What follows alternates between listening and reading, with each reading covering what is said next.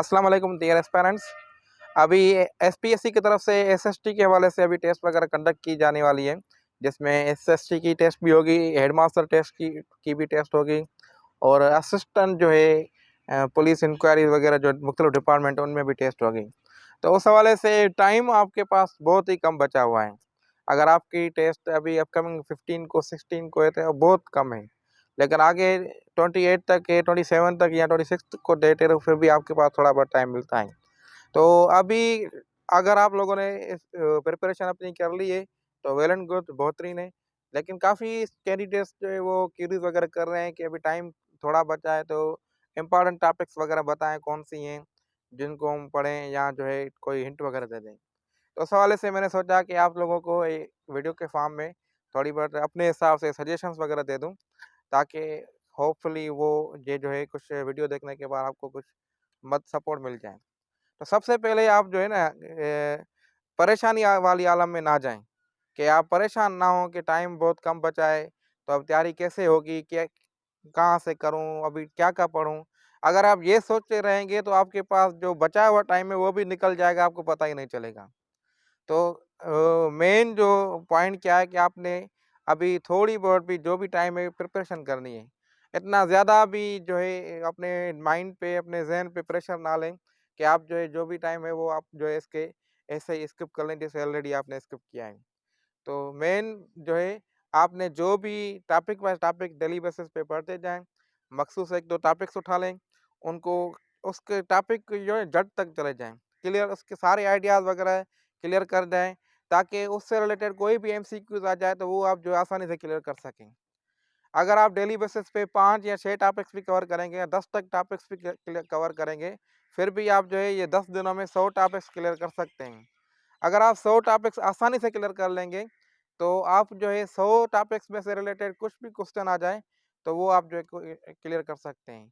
लेकिन जो है मेन मसला ये है कि अगर आप ये सोचते ही रहेंगे कि कैसे करूँ, कहाँ से स्टार्ट करूँ, फिर ये बचा हुआ टाइम भी आपका चला जाएगा। उसके बाद जो है ये टॉपिक्स, एक तो ये लॉजिक है कि आप जो टॉपिक बाय टॉपिक थोड़ा बहुत क्लियर कर लें।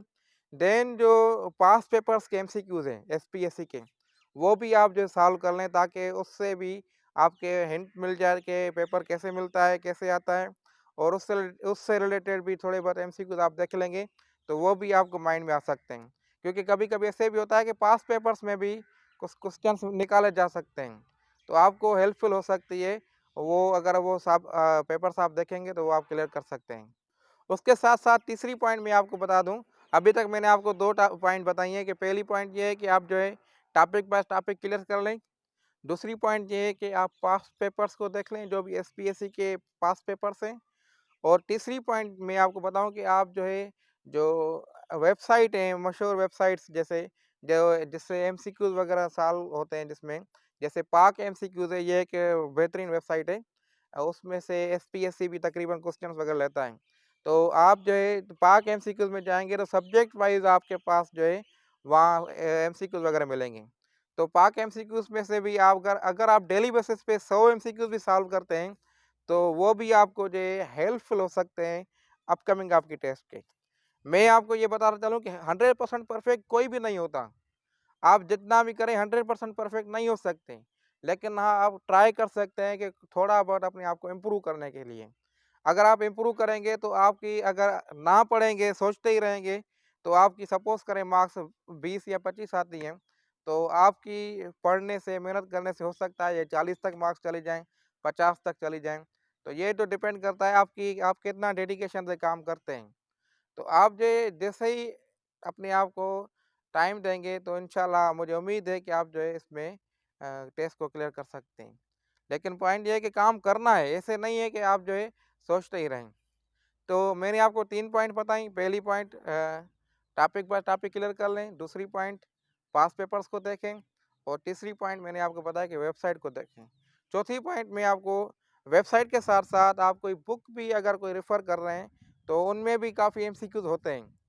तो वो भी आप एमसीक्यूज़ को सॉल्व करके अपनी नॉलेज को इंक्रीज़ कर सकते हैं।